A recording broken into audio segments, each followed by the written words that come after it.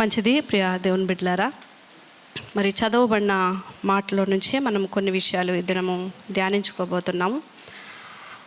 చరిత్రలో దేవుడు కొంతమందికి కొన్ని పనులు అప్పగించారు. దేవుడు అలాగా ఒక వ్యక్తికి ఒక పనిని అప్పగించినప్పుడు ఆ పనిని తూచా తప్పకుండా చేసిన వాళ్ళు ఉన్నారు. అలాంటి వారిలో నోవాహు మనకి కనిపిస్తాడు. కొందరికి దేవుడు పని అప్పగిస్తే చేస్తామని చెప్పి దేవునికే హ్యాండ్ ఇచ్చి పని చేయకుండా వెళ్ళిపోయిన వాళ్ళు ఉన్నారు. అందులో మనకి యోనా కనిపిస్తాడు. కొంతమంది పని చేయలేము, నువ్వు చెప్పిన పని మేము చేయలేము అని దేవుని దగ్గర అన్నా తర్వాత మనసు మార్చుకొని ఆ పని నేను చెయ్యాలి అని మనసులో మళ్ళా దృఢపరుచుకొని ఆ పనిని చేసిన వాళ్ళు కూడా ఉన్నారు. అలాంటి వారిలో మోషే మనకి కనిపిస్తాడు.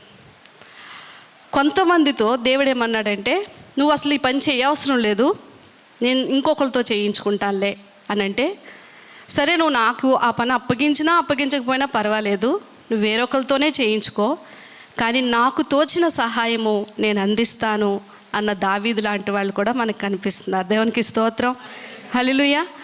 కనుక దేవునికి ఒక పని ఉంది. మన దేవుడు పని చేయుచున్న దేవుడు. యోహాను సువార్త 5వ అధ్యాయము 17వ వచనంలో యేసు ప్రభువారు మాట్లాడుతూ ఏమంటున్నారంటే, నా తండ్రి ఇదివరకు పని చేయుచున్నాడు, ఆయన ఇప్పుడును నేను కూడా పని చేస్తున్నాను. కనుక తండ్రి, కుమారులు, పరిశుద్ధాత్ములు అవిరామంగా వారు పనిచేస్తున్నారు. చాలామంది ఏమనుకుంటారంటే, దేవుడు పరలోకంలో ఉన్నాడు, ఆయనకి ఏం పని లేదు, ఆయన ఆరాధించబడుతున్నాడు అని అనుకుంటారు. ఏమంటే ఈ ప్రపంచం మొత్తం బాధ్యతలన్నీ ఎవరు చూసుకుంటున్నారు? దేవుడే. భూమి మీదకి ఏది పంపించాలన్నా, ఏది అనుమతించాలన్నా, ఏది జరగాలన్నా తన బిడ్డలు కావచ్చు లేక తన బిడ్డలు కానివారు కావచ్చు, కానీ సమస్త సృష్టిని గురించిన బాధ్యత దేవుని మీదే ఉంది. ఆయన ఎప్పుడు ఒక్క నిమిషం కూడా ఖాళీ ఉండరు. యేసు ప్రభువారు మాట్లాడుతూ అదే అంటున్నారు, నా తండ్రి ఇదివరకు పని చేయుచున్నాడు. ఒకవేళ మీ మనసులో అలాంటి ఆలోచన తండ్రికి ఏ పని లేదు అనుకుంటే ఈరోజు అది తీసేయండి. ఆయన అవిరామంగా పనిచేస్తున్నాడు. అలాగే యేసు ప్రభువారు పనిచేస్తున్నారు. ఈనాడు పరిశుద్ధాత్ముడు అవిరామంగా పనిచేస్తున్నారు. ఎందుకంటే భూమి మీద దేవుడు ఒక ప్రాజెక్ట్ని ఆయన కలిగి ఉన్నారు, ఒక పనిని కలిగి ఉన్నారు. కనుక ఆ పనిలో, దేవుడు చేస్తున్న పనిలో కొంతమందిని ఆయన సహకారులుగా పిలుచుకున్నాడు. దేవునికి స్తోత్రం. అందుకే పౌలు ఒక మాట అంటాడు, మేము దేవుని జత పనివారము. దేవునికి స్తోత్రం. అంటే దేవుడు పని చేస్తున్నాడు, ఆ దేవుని పనికి మేము కూడా జతై ఆయనతో కలిసి పని చేస్తున్నాము.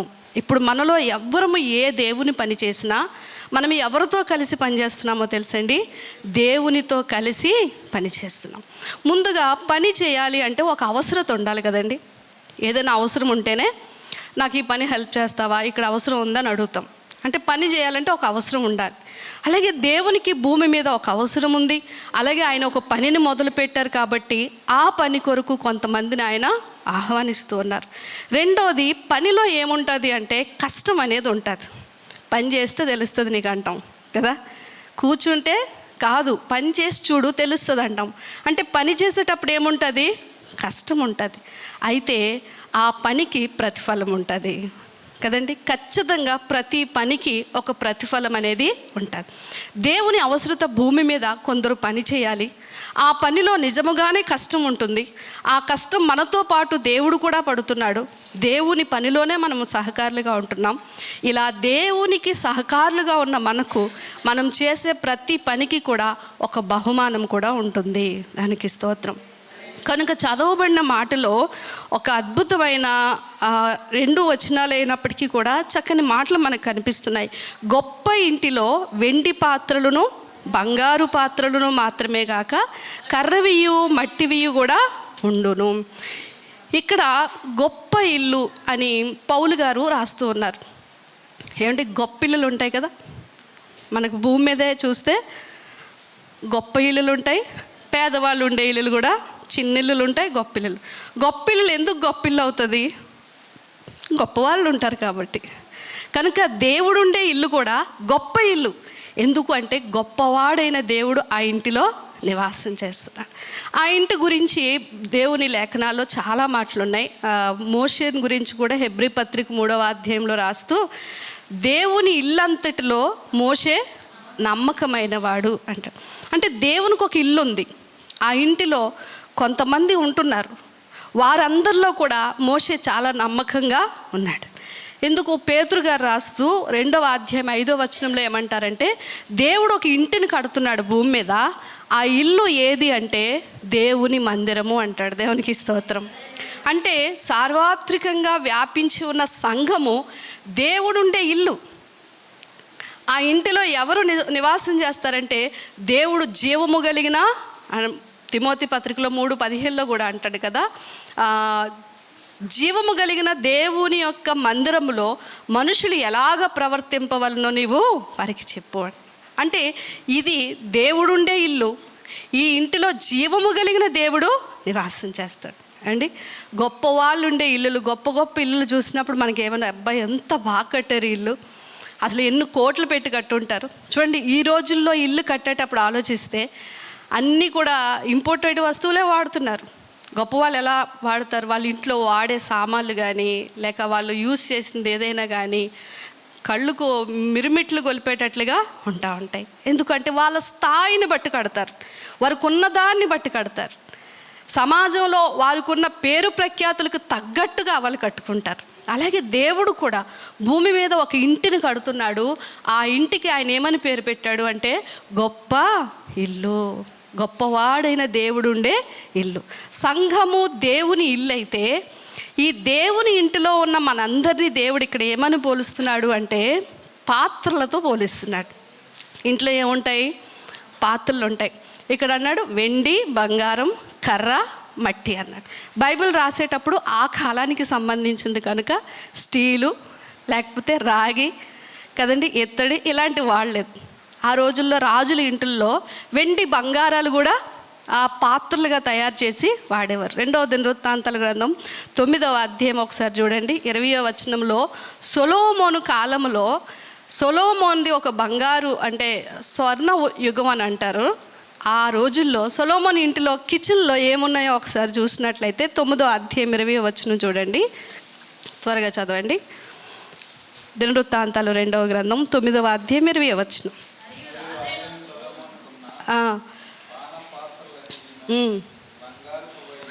చూసారా, రాజైన సొలొమోను పాన పాత్రలు ఏవైతే ఉన్నాయో, త్రాగడానికి ఉపయోగించే పాత్రలన్నీ దేంతో చేయబడ్డాయంట, బంగారంతో చేయబడ్డాయి.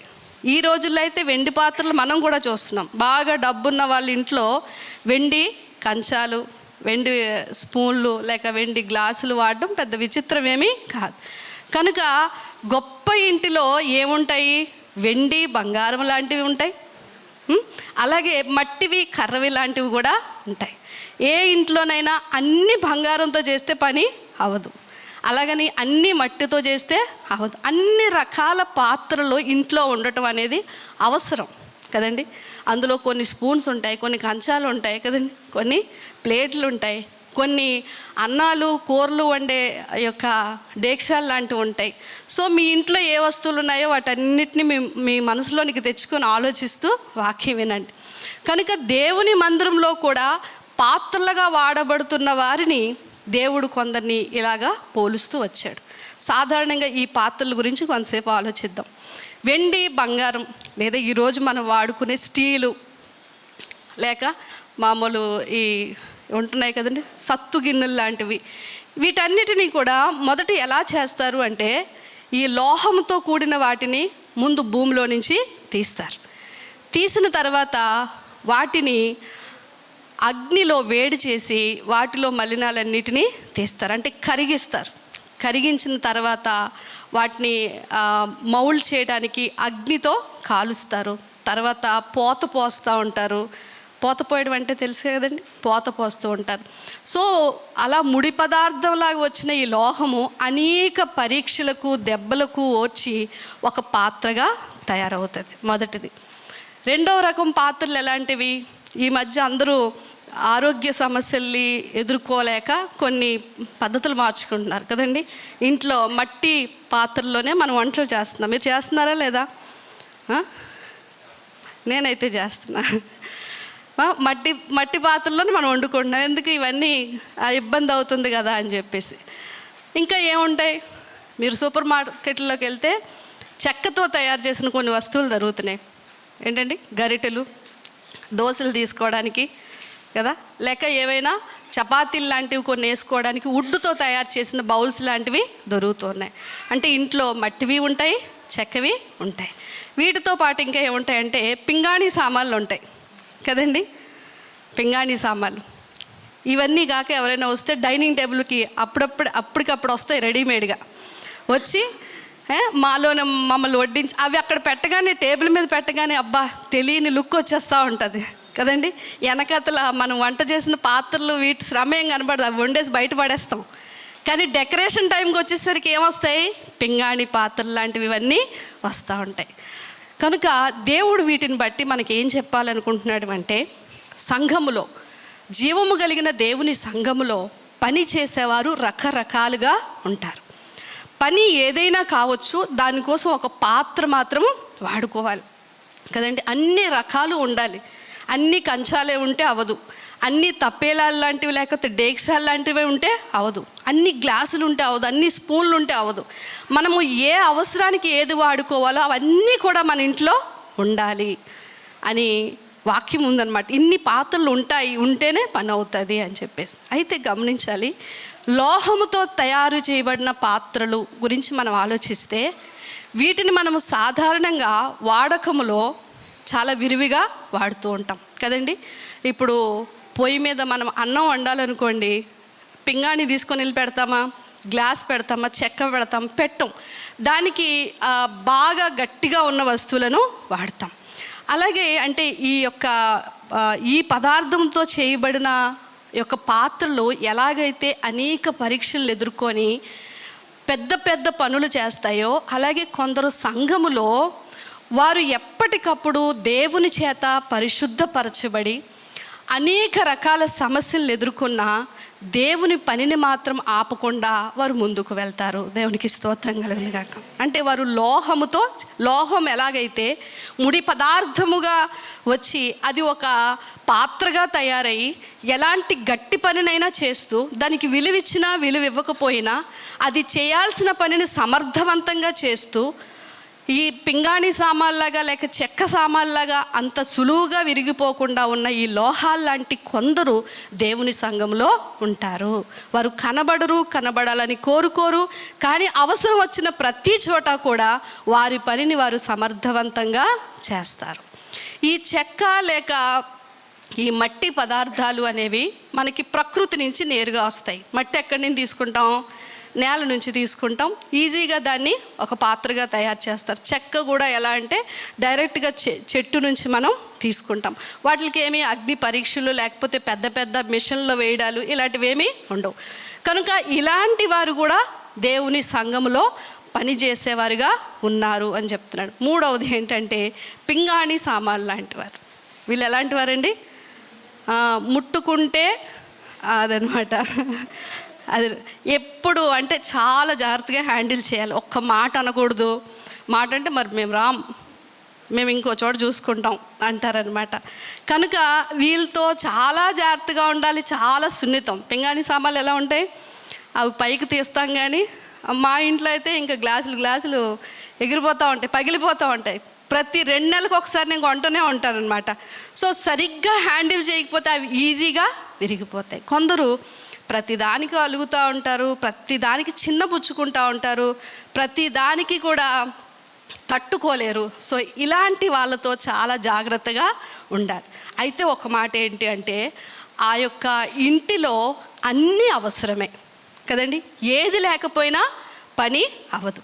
ఒక గట్టి పాత్ర కదా అని ఒక స్టీల్ కడాయిలో మనం కూర తీసుకొని అదే స్టీల్ పాత్రతో తెచ్చి డైనింగ్ టేబుల్ మీద పెట్టగలమా? పెట్టలేం. దీని పని ఇది చేయాలి, దాని పని అది చేయాలి. అన్నీ అవసరమే, కానీ వాటి సామర్థ్యతను బట్టి అవి పనిచేసే విధానం అనేది ఆధారపడి ఉంటుంది. కనుక యజమానుడు ఒక వస్తువుని ఇంటిలోకి తెచ్చుకునేటప్పుడు ఎందుకు తెచ్చుకుంటాడు అండి? అవసరం లేకపోతే తెచ్చుకుంటారు. ఈరోజు డీమార్ట్లు కదండి, మెట్రోలు ఇవి ఎక్కువైపోయాయి కాబట్టి కంటికి కనిపించే ప్రతిదీ ఈరోజు కొనేస్తున్నారు, తర్వాత బాధపడుతున్నాం. కానీ సాధారణంగా ఇంట్లోకి ఒక వస్తువు ఎందుకు తెచ్చుకుంటాం? దాని అవసరం ఉంటేనే తెచ్చుకుంటాం. యజమానుడికి ఒక ఉద్దేశం ఉంటుంది, అదేంటంటే ఈ వస్తువు ఈ పనికి ఉపయోగపడాలి అని. అలాగే దేవుడు కూడా సంఘంలో ఉన్న వాళ్ళందరినీ తయారు చేసేటప్పుడు ఆయనకి మనందరి పట్ల ఒక చిత్తం అనేది ఉంది. ఒకసారి రోమీలకు రాసిన పత్రిక మీరు చూడండి. రోమీలకు రాసిన పత్రిక 9వ అధ్యాయము 19వ వచనం మనం చూసినట్లయితే, రోమీలకు రాసిన పత్రిక 9:19 అట్లయితే ఆయన చిత్తమును ఎదిరించిన వాడు ఎవరు అంటే, తర్వాత చదవబోయే ముందు ఆయనకు ఒక ఇష్టం ఉంది. ఆయన ఇష్ట ప్రకారముగా కొన్ని పాత్రలను ఆయన తయారు చేస్తున్నాడు. చూడండి, ఇప్పుడు కుమ్మరి వాని దగ్గరికి వెళ్తే కుండలు తయారు చేసేటప్పుడు వాటర్ కోసం ఒకటి తయారు చేస్తాడు, వండుకోవడానికి ఒకటి తయారు చేస్తాడు, డెకరేషన్ కోసం ఒకటి తయారు చేస్తాడు కదండి. రకరకాల పాత్రలు తయారు చేస్తారు. ఆ తయారు చేసేటప్పుడే ఆ కుమ్మరి యొక్క మనసులో ఆ పాత్ర దేనికి ఉపయోగపడుతుందో అనేది ఒక ఆలోచన ఉంటుంది. తన ఇష్టము చొప్పున ఆ పాత్రలను తయారు చేస్తాడు.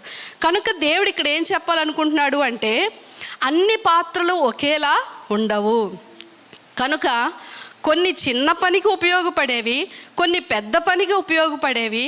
కానీ ఈ పాత్రలు ఒకదానిలో ఒకటి ఏమనుకోకూడదు అంటే, యజమానుడు నన్ను ఎందుకు ఇలా చేశాడు అని యజమానుడి మీద తిరగబడకూడదు. ఎందుకు అంటే తనకు ఒక ఆలోచన ఉంది, తనకు ఒక చిత్తం ఉంది. కనుక దేవుని పని చేసేటప్పుడు కూడానండి, ఎప్పుడైతే మనం కంపేర్ చేసుకుంటామో అప్పుడు ఆ పనిని మనం సరిగ్గా చేయలేము. వాళ్ళు ఎందుకు అలాగ ఉన్నారు, నాకెందుకు దేవుడు ఆ పని ఇవ్వలేదు అని మనం అనుకోకూడదు. పాడేవాళ్ళు పాడాలంతే కదండి. పాట రాని వాళ్ళు వెళ్ళి పాడేమనుకోండి ఎలా ఉంటుంది? మీరే ఆలోచించండి. పాట రాలేని వాళ్ళం వాళ్ళు పాడుతున్నారు కదా, నేను పాడితే ఏమైంది అని పాడితే వినసొంపుగా ఉంటుందా? మీరు ఎప్పుడైనా చేపల కూర వండే ఆ కడాయిలో పాలు మరిగిస్తే ఏమవుతాయి? దీందే దాంది సెపరేట్గా. ఇరిగిపోతే ఏమైందండి, తాగుతాను అంటే మనమేం వల్లేము.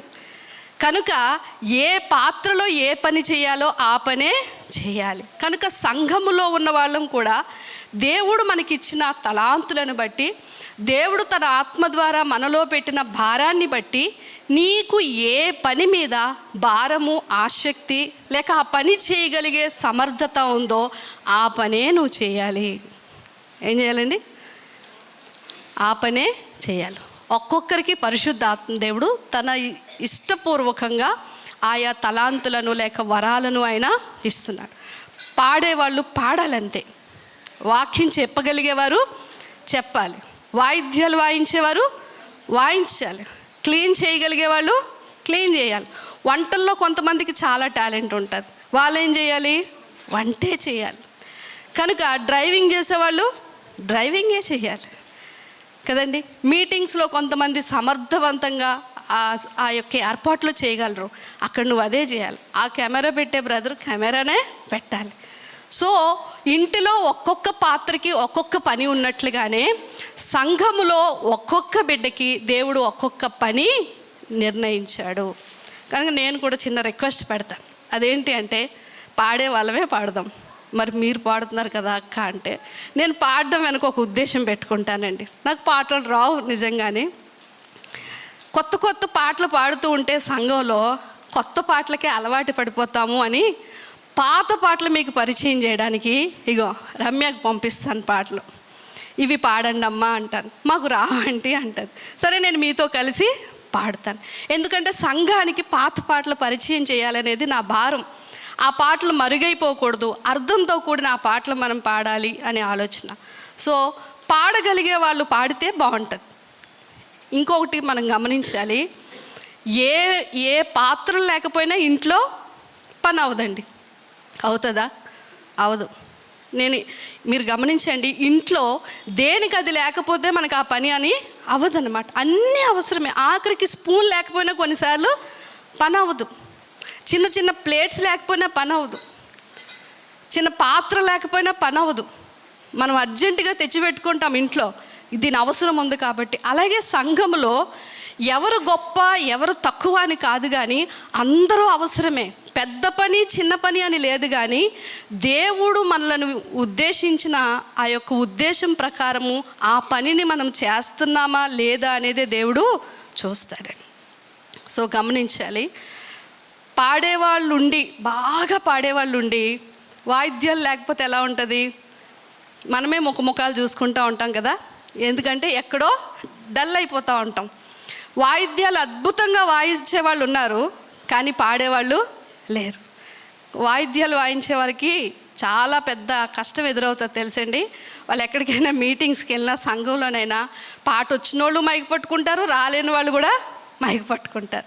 సంగీతం పట్ల అవగాహన ఉన్నోళ్ళు పట్టుకుంటారు, లేనోళ్ళు కూడా పట్టుకుంటారు.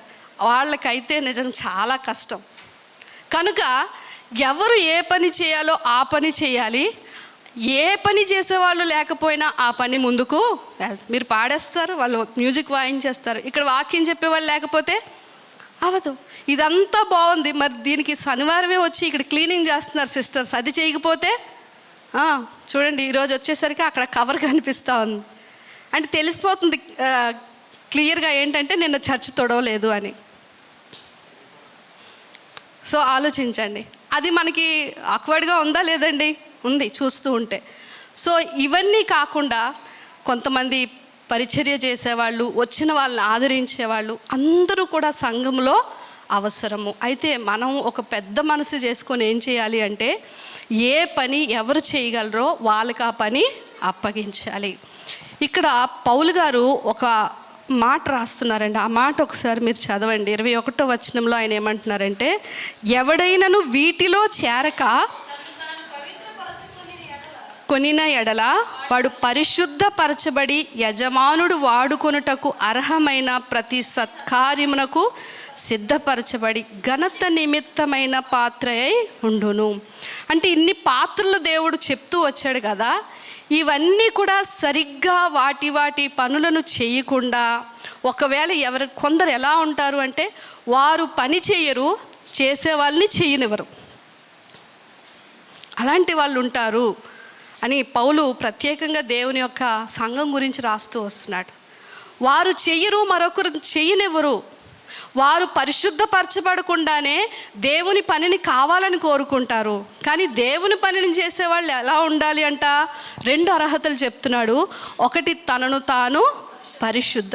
ఇంట్లో ఎప్పుడైనా సరే ఎంగిల్ ప్లేట్లు ఉంటే మళ్ళీ అలాగే తెచ్చుకొని అన్నం తింటామా అండి? ఆలోచించండి. అది ఏం చేయబడాలి? క్లీన్ చేయబడాలి.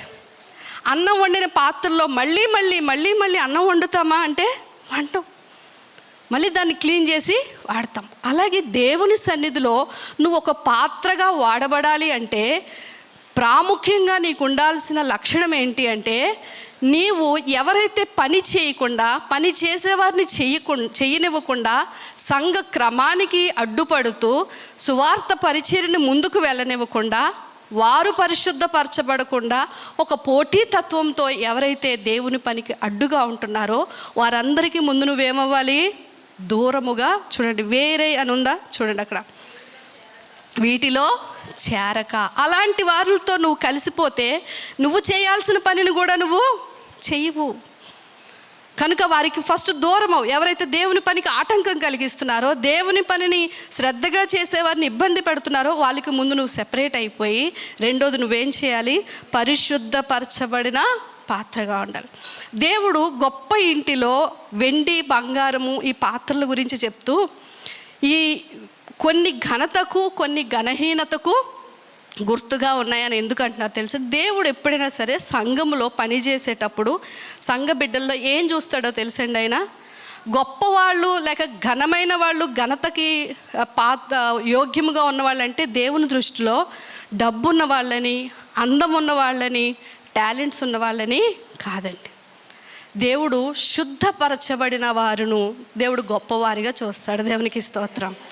అది నువ్వు ఈ లోకంలో నీకు చదివే లేకపోవచ్చు, అసలు నీకు పెద్దగా డబ్బు లేకపోవచ్చు, టాలెంట్స్ లేకపోవచ్చు, కానీ నువ్వు ఆత్మలో ఎప్పుడైతే పరిశుద్ధపరచబడతావో ఆ పాత్రగా ఉన్న నిన్ను తీసుకొని వచ్చి దేవుడు వాడుకుంటాడు. నీ అర్హతను బట్టో, నీ టాలెంట్ని బట్టో, లేక నీకున్న యోగ్యతను బట్టో ఆయన నిన్ను గొప్ప తక్కువ అని చూడు. ఎవరైతే పరిశుద్ధపరచబడతారో వారిని దేవుడు గొప్పగా ఎంచుతాడు. ఆ గొప్ప వారిని దేవుడు పనిలో వాడుకుంటాడు. ఎవరికైనా దేవుని పని చేయాలని ఆసక్తి ఉంటే ఒకటే సూక్తి అండి. అదేంటి అంటే, నీ ఉన్న పరిస్థితుల్లో నీవు పరిశుద్ధమైన పాత్రగా నీవు తయారు చేసుకొని సిద్ధపడితే నీకెవరో పని అప్పచెప్పాల్సిన అవసరం లేదు. సేవకులను కూడా దేవుడు ప్రేరేపించి ఆ పని నీకు ఇచ్చేలాగా దేవుడే చేస్తాడు. దేవునికి స్తోత్రం. నిన్ను ఉంచడు ఊరకనే.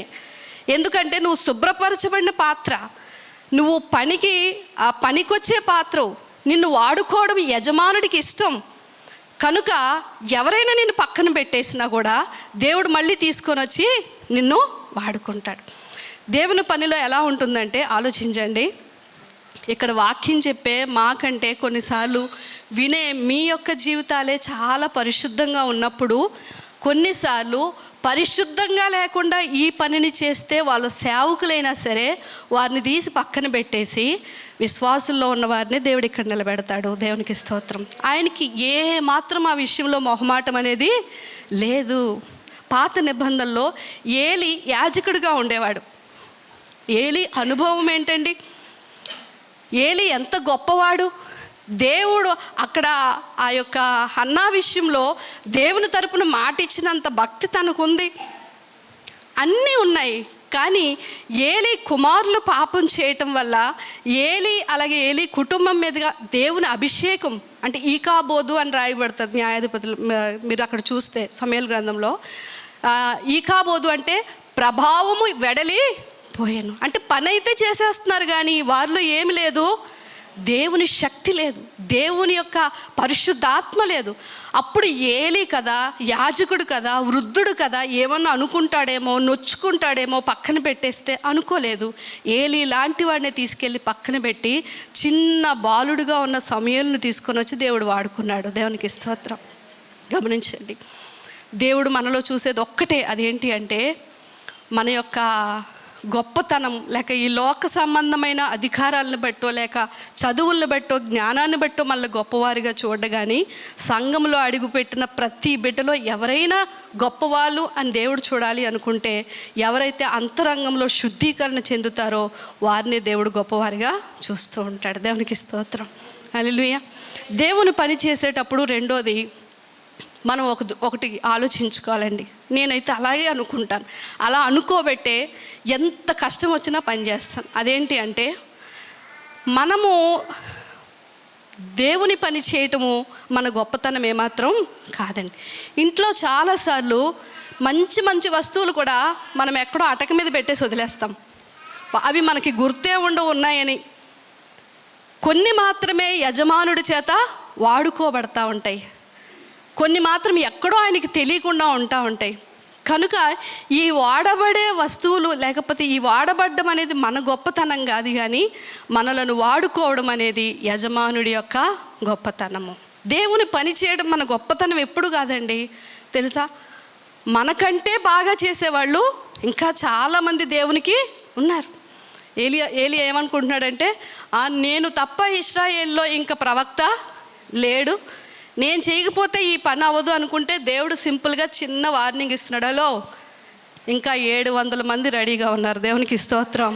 ఆయన రహస్యంగా తయారు చేసుకుంటాడు తెలుసండి. ఎక్కడెక్కడో వారిని తీసుకొచ్చి నిలబెడతాడు. నువ్వు అనుకుంటావు నేను చేయకపోతే ఈ పని వెళ్దు ముందుకి, నేను చేయకపోతే ఇది అవ్వదు అనుకుంటాం, నేను పాడకపోతే లేదు, నేను వాక్యం చెప్పకపోతే లేదు అనుకుంటే మనకు మించిన వారిని దేవుడు తీసుకొని వచ్చి ఇక్కడ వాడుకుంటాడు.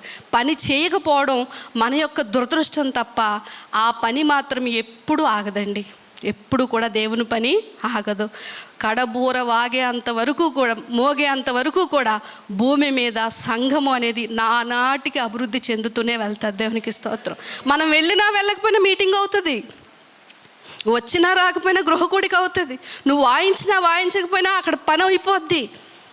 అక్కడ వాడబడ్డం అనేది మన గొప్పతనం కాదు, మళ్ళీ వాడుకోవడం మన అవకాశం పోయింది. అరే ఈరోజు నేను పనిచేసే భాగ్యం పోయింది అని మనం బాధపడాలి. నిజంగా ఆ వాయిద్యాలు వాయించే వాళ్ళం అనుకోవాలా, నేను దేవుని జత పనివారు. అబ్బా నేనంట ఒక స్పూన్ అయినా పర్వాలేదు, ఒక చిన్న గరిటైనా పర్వాలేదు, లేక ఒక గ్లాస్ అయినా పర్వాలేదు, ఏదో ఒక పని ఆ యజమానుడి చేతిలో అర్హమైన పాత్రగా మనం వాడబడాలి. దేవునికి స్తోత్రం కలుగును గాక. హల్లెలూయా. కనుక దేవుడు ఎదురు చూస్తూ ఉన్నాడు. ఇదిగో కోత ఎంతో విస్తారముగా ఉన్నది, పనివారును పిలవనంపండి. మనం అనుకోవచ్చండి, నా పని అక్కడ ఏమీ లేదండి. నువ్వు పని చేసే మనసుండి పవిత్రమైన మనసుతో నువ్వు బయటకు వస్తే నీకోసం దేవుడు విస్తారమైన ద్వారాలు ఓపెన్ చేస్తాడు, ఎక్కడైనా వాడుకుంటాడు, ఎలాగైనా అద్భుతాలు చెయ్యక నీవు చూడలేకపోతున్నావు. కానీ ఒకవేళ ముందుకు రాగలిగితే దేవుడు అద్భుతమైన కార్యాలు చేస్తూ ఉంటాడు. కానీ మనం ఆలోచించాలి, ఒకవేళ గొప్ప ఇంటిలో పాత్రనని చెప్పుకుంటూ ఆ పింగాణి పాత్రలాగా చీటికి మాటికి విరిగిపోయే స్థితిలో నేను ఉంటున్నానా, లేక అనేక అగ్ని పరీక్షలకు ఎదుర్కొని దేవుని చేత నేను వాడబడాలి, ఎవరేమనుకున్నా నాకు అనవసరం అని ఆ బలమైన లోహంలాగా మనం ఉంటున్నామా, లేక ప్రకృతి సంబంధమైన మనస్సుతో మనము పని చేయక ఇతరులను కూడా పని చేయనివ్వకుండా దేవుని పనికి ఆటంకపరిచేవారుగా ఉంటున్నామా, మనల్ని ప్రశ్నించుకోవాలండి. ఈ పనికి మాత్రం గొప్ప బహుమానం అనేది దాచబడి ఉంది. మీరు నమ్ముతున్నారా? ప్రకటన గ్రంథం అంతా ముగించిన తర్వాత లాస్ట్లో దేవుడు అంటున్నాడు, ప్రతివానికి ఇచ్చుటకు నా యొద్ద జీతము ఉన్నది. దేవునికి స్తోత్రం.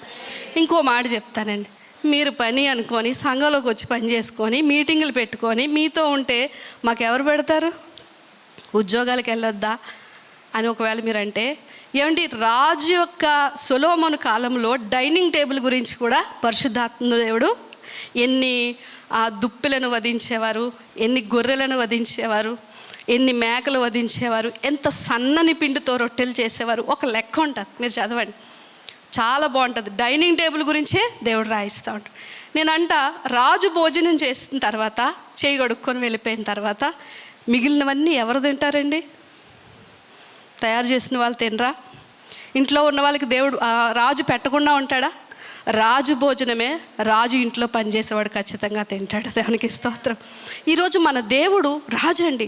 ఆయన యాకోబు పత్రిక 1వ అధ్యాయంలో అంటాడు, శ్రేష్టమైన ప్రతి ఈవియు సంపూర్ణమైన ప్రతి వరమును పరసంబంధమైనదై జ్యోతిర్మయుడైగు దేవుని వద్ద నుండి వచ్చుచున్నది. దేవునికి స్తోత్రం. ఈ భూమి మీద శ్రేష్టమైనది ఏదైనా ఉంది అంటే, ఏదైనా అద్భుతమైనది ఏదైనా ఉంది అంటే అది ఎవరి ద్వారా కలిగింది?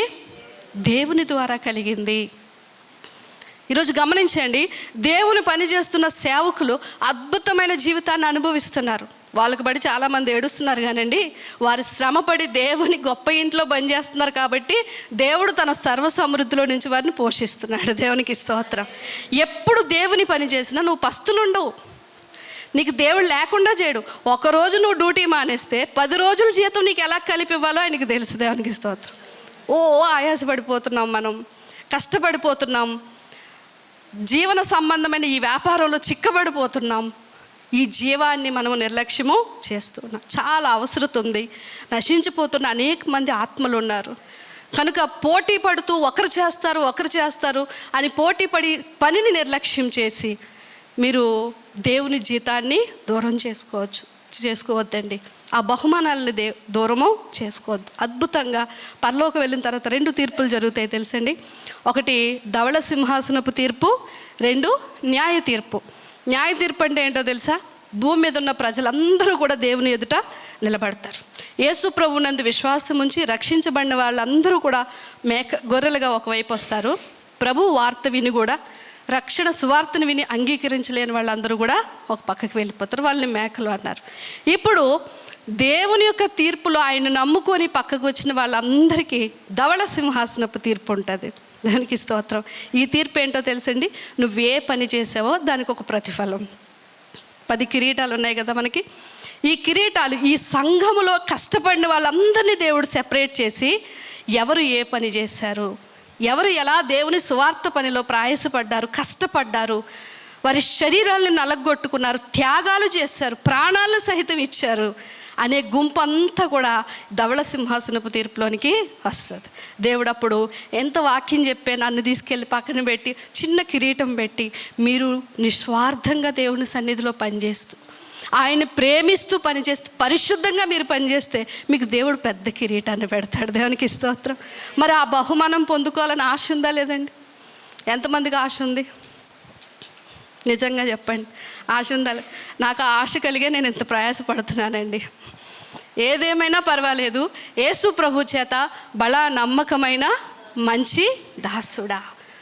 కొన్నిసార్లు అనిపిస్తుంది, మళ్ళీ చెప్పిన వాళ్ళకే చెప్తావా వాక్యం? వెళ్ళి స్త్రీలు గుడికి పెడతావు, వాళ్ళు ఎంతమంది వస్తారు ఏంటి? ఉదయం నుంచి సాయంకాలం దాకా తెగ రాసేస్తున్నావు, కష్టపడిపోతున్నావు అని ఒకవైపు నుంచి శరీరం వెనక్కి లాగుతూ ఉంటుంది. రెండో వైపు నుంచి దేవుని స్వరం వింటాను, నీ పని నువ్వు నమ్మకంగా చేయి, అంతే, దానికి ప్రతిఫలం అనేది దేవుడిస్తాడు. మరి నేనైతే ఆశపడుతున్నాను, మీరందరూ పనిలో ఉండాలి. ఏదో ఒక పాత్రగా దేవుని చేతిలో మనం వాడబడాలి. యజమానుడు వాడుకునే అర్హమైన పాత్రగా ఉండాలి. ఆఖరిగా ఒక్క ఎగ్జాంపుల్ చెప్పి ముగిస్తాను. ఒక అత్తకంట 2 కోడళ్ళు ఉన్నారట. పెద్ద కోడలు రోజు కూడా అత్తకి టిఫిన్ టైంకి టిఫిన్ తెచ్చేస్తుంది, భోజనం టైంకి భోజనం తెచ్చేస్తుంది, మళ్ళీ సాయంకాలం భోజనం తీసుకొచ్చేస్తుంది, జ్యూసులు తెచ్చేస్తుంది, ట్యాబ్లెట్స్ తెచ్చేస్తుంది, అన్నీ తెచ్చేసి అత్తను చాలా చూసుకుంటుందంట. అత్త మనసులో పొంగిపోతూ ఉంది, ఈ చిన్న కోళ్ళు ఉందే ఒక్కరోజు కూడా ప్లేట్లో భోజనం పెట్టి ఇవ్వలేదు, ఇది అసలు నన్ను పట్టించుకోవట్లేదు, నా పెద్ద కోళ్ళు చూడు ఎంత బాగా నా కోసం ప్రయాసపడుతుందో అని ఆవిడ చాలా మురిసిపోతుందండి. కొన్ని రోజులు గడిచాయంట, కొన్ని నెలలు అనుకుందాం. పెద్ద కోళ్ళు భోజనం తేలేదు, టిఫిను తేలేదు, జ్యూసు లేదు, ఏమీ లేదు. అయితే అత్త అలసిపోతుందంట, అమ్మో నా కోళ్ళకు ఒంట్లో బాగాలేనట్లుంది, చేసి అలసిపోయి చేయలేకపోతుందని. ఏమమ్మా బాగాలేదా? నాకు అన్నం తేలేదు, నాకు టిఫిన్ తేలేదు అంటే, ఏంటి తెచ్చేది? అది వండలేదు కాబట్టి నేను తేలేదు అన్నదంట. ఇంతకీ వెనకతలుండి వండేది ఎవరండి? చిన్న కోళ్ళు. కనబడుతుందా అంటే అబ్బే కనబడట్లేదు. టిఫిన్ టైంకి టిఫిన్ వండేస్తుంది, లంచ్ టైంకి లంచ్ చేసేస్తుంది, డిన్నర్ టైంకి డిన్నర్ చేసేస్తుంది, జ్యూసులు చేసేస్తుంది, అన్నీ తయారు చేసి అక్కడ పెట్టేస్తే ఈ పెద్ద కోళ్ళు షో ఆఫ్ చేస్తుంది, పట్టుకొని వెళ్ళి నేనే చేశాను అత్త, నేనే నిన్ను చూస్తున్నాను అన్నట్లుగా అత్త దగ్గర షో ఆఫ్ చేస్తూ ఉంది. ఒకరోజు చేసే ఆవిడకి ఒంట్లో బాగాలేక పక్కన పెడితే నిజం బయటికి. అప్పుడు అత్త అన్నదండి, నువ్వే అలసిపోతున్నావు అనుకున్నానే, నువ్వే తెగ నన్ను చూసేస్తున్నావు, ఈ కష్టం అంతా దాందా అని అంటుందంట. ఆలోచన చేయండి, సంఘంలో కూడా కొంతమంది కష్టపడి కార్పెట్లు తుడుస్తారండి, నాలోటలు లాస్ట్లో వచ్చి చెత్త ప్లేట్ పట్టుకొని చెత్త ఎత్తేస్తూ ఉంటాం. ఆ టైంకి ఎవరైనా చూస్తే తుడిచిన వాళ్ళు కనబడరు. ఎవరు కనబడతారు? చెత్త ఎత్తిన వాళ్ళు. అమ్మ ఈరోజు చచ్చి తుడిచేసింది కావాలనుకుంటారు. అక్కడేం ఉండదు. మనుషులకి కనబడేలాగా ఇది చేశాము అనిపించుకోవడానికి, ఇది నా వల్ల అయ్యింది అనిపించుకోవడానికి నిజంగా కష్టపడేవాళ్ళు కనుమరుగవుతారు. వాళ్ళు అనుకుంటారు దేవుని కోసం చేస్తున్నాను, నేను దేవుని పని అనుకొని చేస్తున్నాను అంతే అని వాళ్ళ మనసులో ఒకటే పెట్టుకొని చేసుకొని వెళ్ళిపోతారు. కానీ మనం మనుషులని మెప్పిస్తాం. వద్దండి, వద్దు. ఏ చిన్న అవకాశం దొరికినా, అందుకే మన చర్చిలో అందరికీ నేను మ్యాక్సిమం పనులు అప్పు చెప్తాను.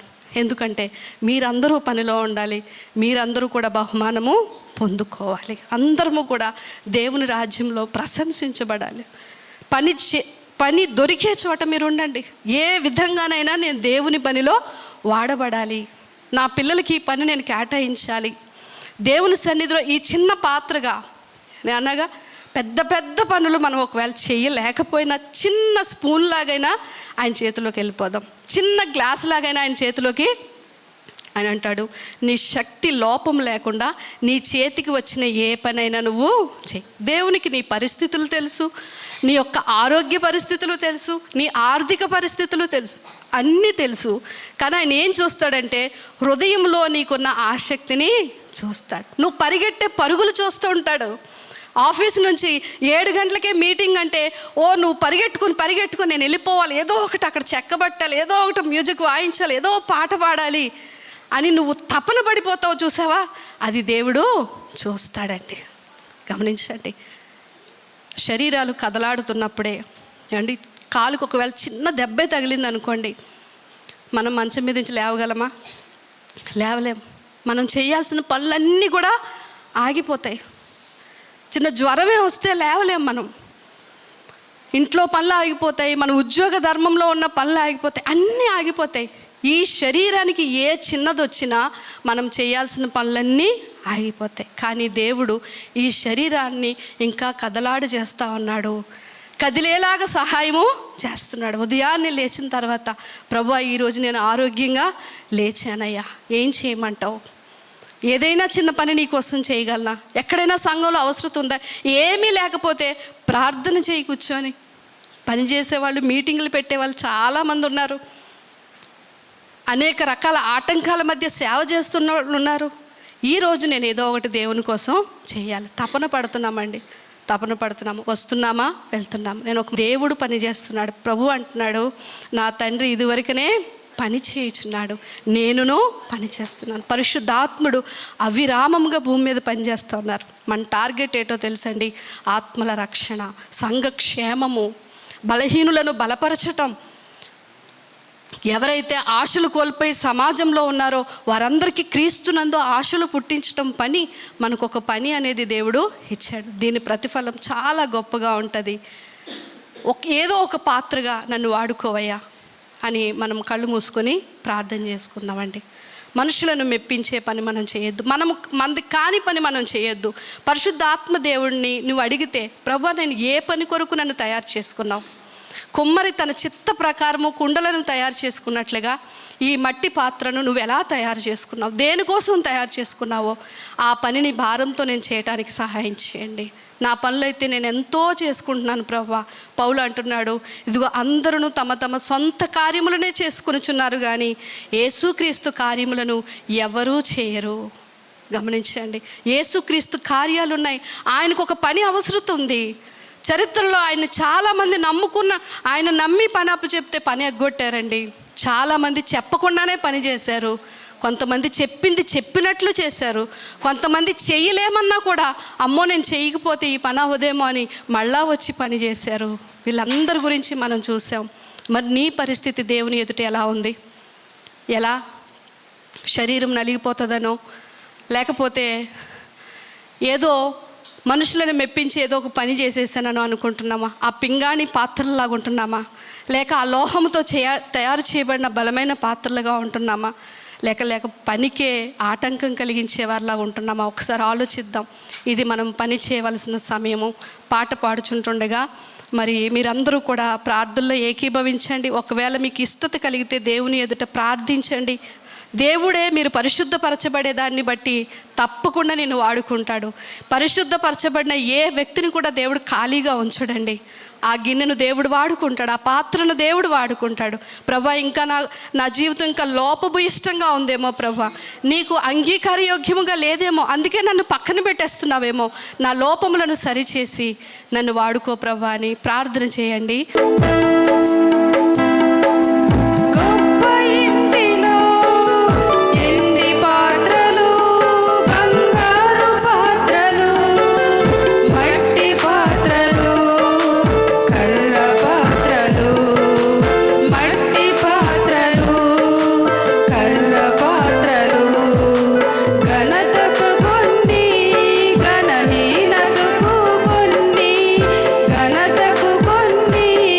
ఘనహీన